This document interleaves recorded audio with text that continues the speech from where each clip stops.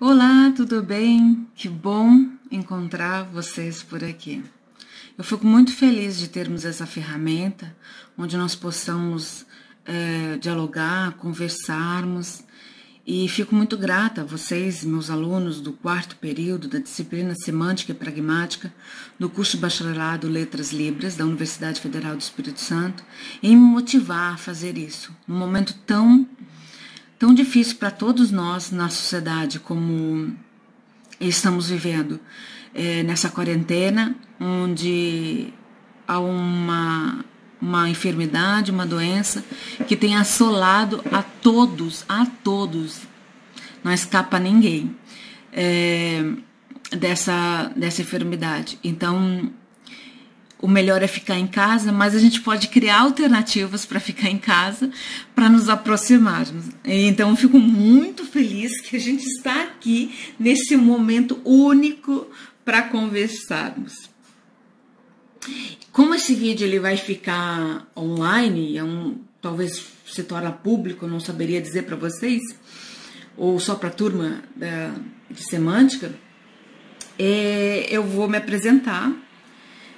Meu nome é Flávia, sou conhecida como Flávia Machado, sou professora do colegiado Letras Libras, que é do curso Bacharelado Letras Libras, de Tradução e Interpretação, da Universidade Federal do Espírito Santo, a UFES, né, dentro do Departamento de Línguas e Letras, do Centro de Ciências Humanas e Naturais, que é o CCHN. Também sou pesquisadora no PPGEL, que é o Programa de Pós-Graduação em Estudos Linguísticos, onde eu tenho o meu grupo de pesquisa, que é Língua e Cognição, Escolhas Interpretativas, e nesse grupo de pesquisa tem alunos da iniciação científica, do PIBIC e PIVIC, já desde o ano passado, alunos do TCC e também do mestrado. E alunos também acadêmicos, como professores de outras universidades, como da UNB, da UniOeste, do INES e outras instituições que também estão vinculadas a esse grupo de pesquisa pela qual eu coordeno. É um grupo novo, é um grupo que está se formando e é um grupo que pretende ainda trazer outras pesquisas voltadas a essa relação, essa dicotomia, eu vou por assim dizer, entre língua e cognição. Não seria diferente, né? Também convido a todos que querem participar desse grupo de pesquisa, todos são muito bem-vindos. Quem tem interesse em trabalhar dentro das escolhas interpretativas no contexto comunitário, seja ele jurídico, clínico e educacional. Especificamente agora, a gente tem atuado mais no jurídico, mas nós tivemos, e da saúde, tivemos um aluno com pesquisa na área da saúde e um aluno também, são TCCs, né, no contexto de turismo, algo extremamente novo, que foi muito bacana a pesquisa dele.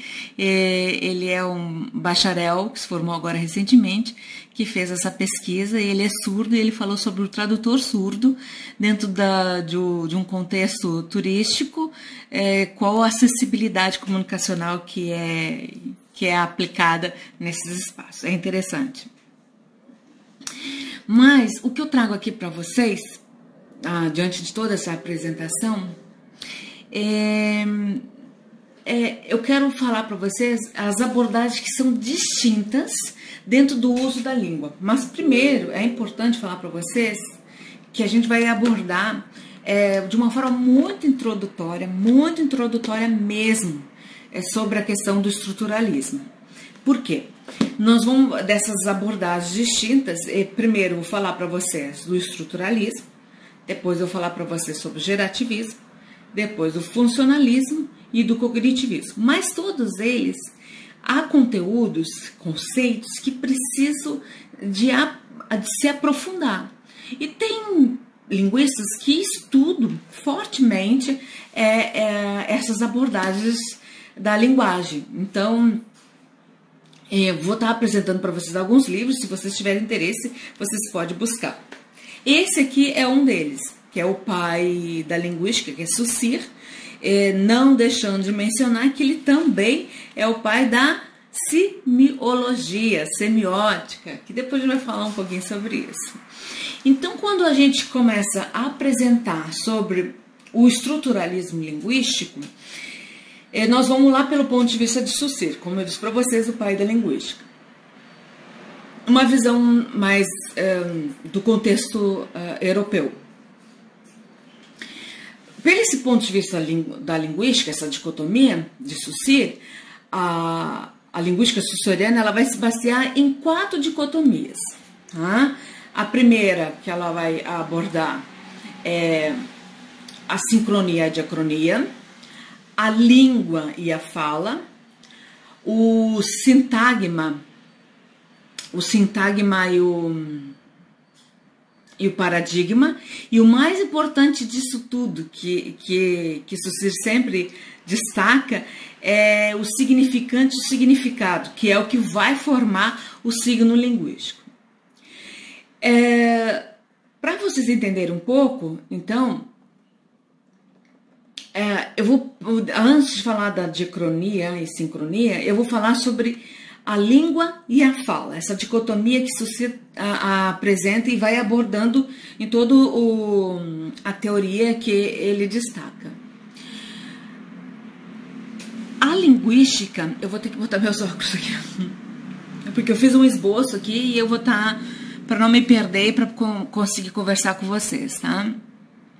A linguística ela é concebida como uma ciência e ela vai então ocupando um estudo acerca sobre vários fatos da linguagem. Então isso é importante vocês terem em mente. E onde o precursor disso, que eu já falei para vocês, é Saussure.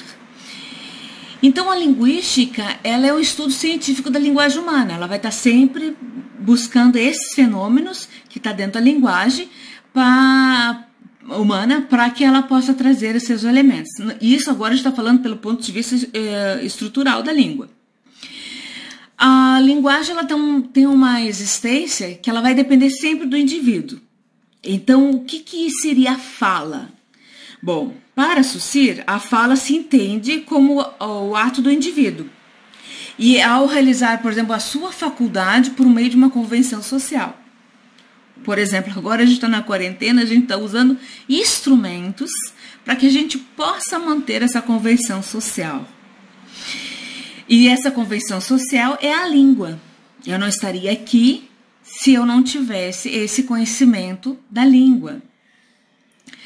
Então, já na fala, há a ideia de realização do que é permitido pela essa convenção social.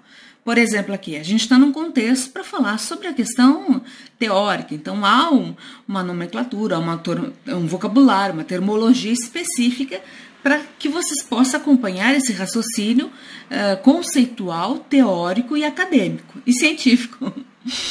Bom, então eu falei da fala, então ela vai entender como o ato do indivíduo de se realizar a sua faculdade como um meio de convenção social, essa comunicação, né, que é a própria língua. E já a língua, então, o que seria a língua? É a forma de linguagem. Então, a língua ela vai se basear nas palavras, basicamente. Ou seja, ela vai se basear em uma comunidade, um determinado grupo de indivíduos, aquele grupo que utiliza essa linguagem verbal e que são compreendidos e entendidos. Há uma interpretação nisso. Por exemplo, nas falas das línguas estrangeiras, as línguas são diferentes, tanto na sua estrutura gramatical quanto na sua maneira de falar. A questão da sua manifestação fônica da língua, né? Diante dessa comunidade. E a fala são os sinais, que são esses sinais que eu estou me referindo, são marcas linguísticas que são utilizadas pelo próprio indivíduo, isso dentro da linguagem oral. Então, essa dicotomia entre língua e fala, ela tem essa relação, elas são intrínsecas, elas se correlacionam, elas se complementam, tanto a uma como a outra. Então, no ponto de vista, a língua é a forma de linguagem, né, que ela vai se basear nas palavras dessa comunidade por meio dessa linguagem verbal, e a fala ela vai se utilizar do indivíduo, das palavras, né, dos sinais do indivíduo na linguagem oral. O corpo, até existe um livro que fala o corpo fala, não sei onde é que ele está, mas eu estou rodeada de livros aqui. Mas O Corpo Fala é um livro que ele também transmite essa linguagem não verbal, que também é um outro estudo a ser apontado. Bom, então nós falamos da dicotomia língua e fala. Agora nós vamos falar da dicotomia, que fala sobre a sincronia e a diacronia dos estudos relacionados ao tempo da linguagem. Lembrando, pelo ponto de vista sussoriano, no modelo europeu. Aqui que eu trago para vocês, a sincronia e a diacronia são conceitos distintos, mas eles, como fala, né, dicotomia, mas eles são complementares.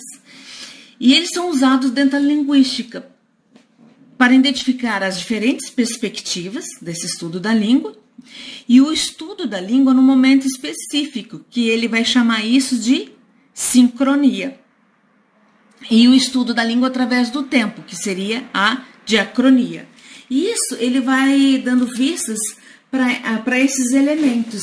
Eu fiz uma anotação aqui, que eu acho que é interessante compartilhar com vocês, que fala sobre a questão da forma do que é a dicotomia, né?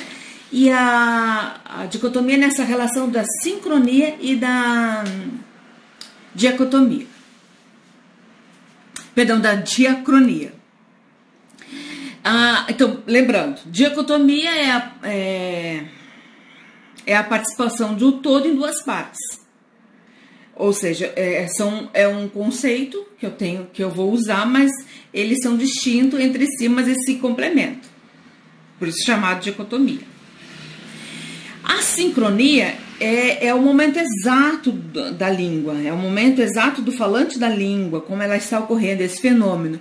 Então, ela vai passar pelo mesmo tempo, simultaneamente ou de outra forma. Isso é o que dá a ideia específica que eu falei para vocês. É um momento específico, ela é uma sincronia, sincrônico.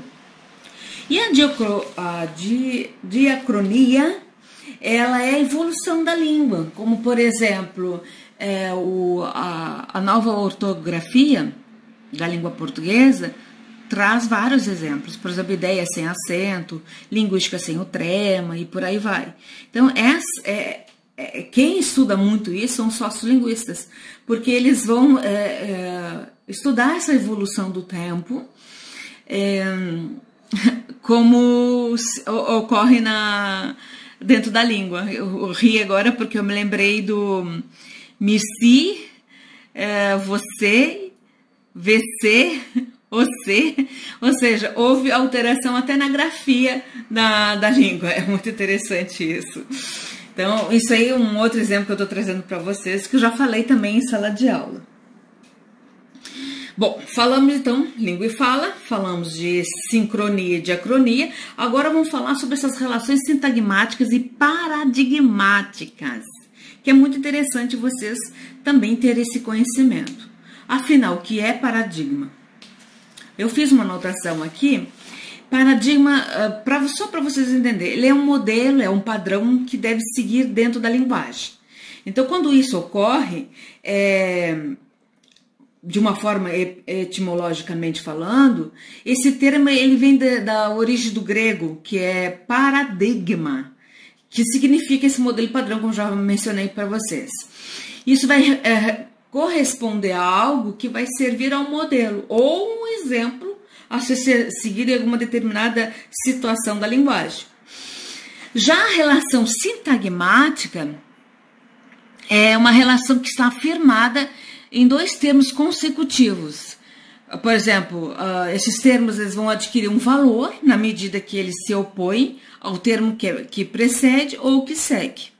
Ou seja, é o que está dentro da relação sintagmática. Mas para vocês entenderem um pouco mais, qual a diferença entre sintagmática e paradigmática? Esses são eixos que vão corresponder à dicotomia sussoriana. Por quê? O paradigma, vai se entender, ele entende, né? O Saussure, ele entende que o paradigma são as possibilidades que ocorrem dentro do processo sintagmático, que isso quer dizer? É um eixo vertical de escolhas interpretativas. E esses termos que são escolhidos, paradigmas que são escolhidos, eles podem ser alterados, os signos, e pode se modificar. Com isso, muda o sentido, nos processos, sintaticamente falando. Então, esse processo sintagmático, ele tem essa relação com esse modelo, esse padrão que ocorre. Como, por exemplo, mesmo as línguas são distintas, as línguas estrangeiras, quando, aqui, por exemplo, na língua portuguesa, a gente faz essa relação entre o sujeito, o verbo e o objeto. O verbo vai sempre fazer uma ligação entre o sujeito, o verbo e o objeto, exceto alguns outros exemplos. Mas essa relação que o verbo traz, dessa ação entre o sujeito, o verbo e o objeto, é algo que paradigmaticamente essas possibilidades dentro de um processo sintagmático ocorre, pode mudar o significado e o sentido. Não sei se eu me fiz entender. Caso tenha dúvida, pode fazer perguntas para mim, ok?